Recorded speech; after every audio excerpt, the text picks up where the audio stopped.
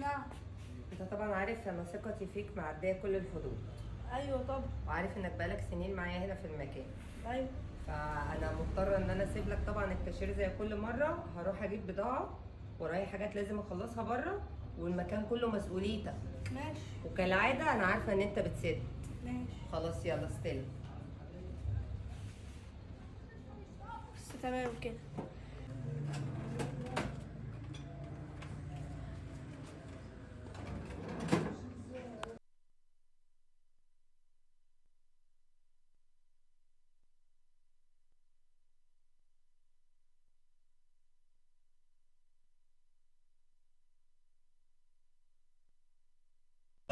عليكم السلام ورحمه الله. عايز تعمل الامور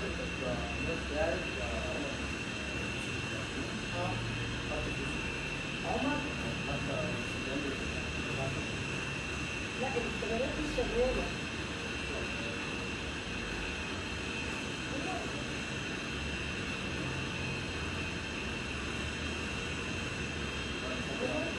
يا عمر، عمر.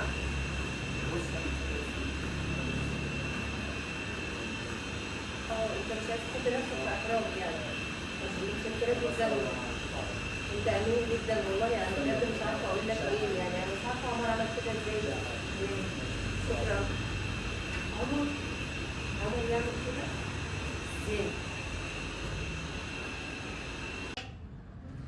ايه يا عمر اللي انا سمعته دوت؟ انا سمعت ان انت اخدت فلوس من الدرج وحطيتها في جيبك، الكلام ده صحيح؟ وما تقوليش مش صحيح، لان انا شفت فيديو وانت بتحط الفلوس في جيبك وما عندكش اي مبررات ممكن تقولها لي.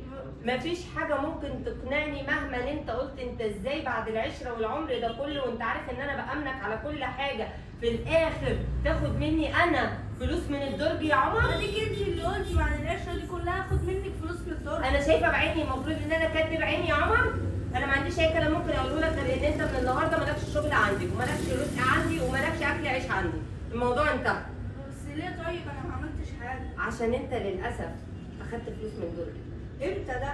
امتى ده؟ بقول لك شايفه بعيني. انت فين؟ لسه بتدي مبررات. ووريك. انا شفت بعيني خلاص، انا مش محتاجه ان انا ابرر لك، وقلت لك اللي عندي. اتفضل يلا.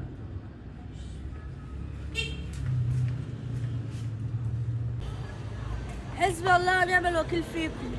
انا هشوف لي حته تانيه اشتغل فيها. يا عم سهل.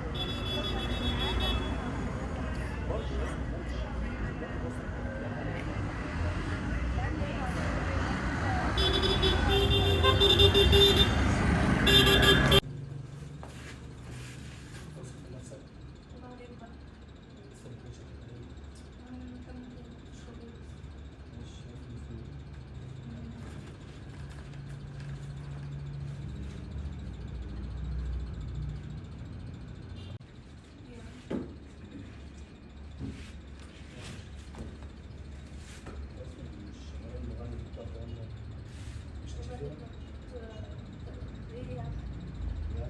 مش موضوع، انا هروح اجيب حاجه من بره. قلت لك اجيب حاجه من بره. عيب عليك. انا بعمل ايه انا دلوقتي؟ عمر كان شايل الشغل كله، انا دلوقتي بتصرف ازاي؟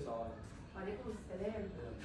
والله بص انا بجد متشكره على امانتك وعلى اللي انت عملته. انا كنت مفكره عمر في حاجه تانيه خالص.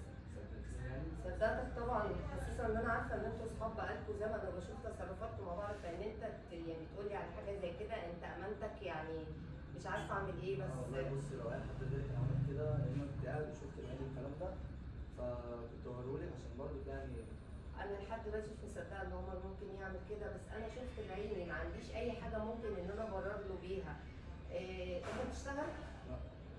طب انا محتاجه حد ينزل معايا، ممكن نقعد مع بعض نشوف مثلا انت اشتغلت ايه قبل كده، او ممكن تقدر تعمل معايا ايه، لان عمر كان شايل الشغل كله، فانا محتاره ومش عارفه اعمل ايه، ومش هلاقي حد في امانتك بصراحه. ربنا يخليك يا لا ربنا يخليك. خلاص اتفضل استناني انا جايه. ماشي. الحمد لله رب العالمين، ربنا رزقني بواحد امين جدا جدا جدا. يلا يا رب، اللي ربنا رايده هيكون. طبعا قبل اي كلام نورتني. كفايه الموقف اللي انت عملته معايا ده بالنسبه لي بالدنيا. الامانه اهم حاجه عندي هنا في الشغل. بس انا مش عارفه انت اشتغلت في كافيه قبل كده؟ اشتغلت في مدينة نصر بس كفلوس كده ما عجبتنيش الصراحة. لا ان شاء الله انت هتتبسط معايا، لان انا بالنسبه لي اهم حاجه ان انا الصنايعي اللي يكون معايا يكون مرضي من جميع الجهات. ده غير ان طبعا بيبقى فيه تبس ده يخصك انت، ما ملوش دعوه بالمكان. هترتاح ان شاء الله في المكان. وانت هتلاقيني برضه كحاجة تانية برضه في المكان وتلاقي حد يشتكي ولا الكلام ده. مش محتاجه طبعا ان انا اقول لك اي حاجه، لان انت كنت شغال الشغلانه قبل كده، فاكيد انت هتأدي فيها. انا عارف كل حاجة. وانا بالنسبه لي اهم حاجه الامانه، وانا خلاص جربتك في موضوع الامانه جدا. يعني انا مبسوطه بيك جدا، رغم ان انتوا صحاب وان انتوا قريبين جدا من بعض، رغم ان انت لما شفت حاجه غلط ما قدرتش تسكت عليها طبعا. خلاص تستلم بقى الشغل من دلوقتي، لحسن انا الدنيا عندي معاكم خالص. خلاص تمام.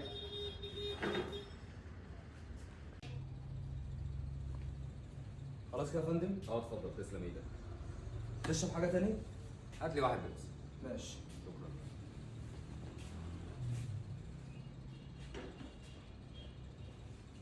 اتفضل. شكرا. أي حاجة تاني؟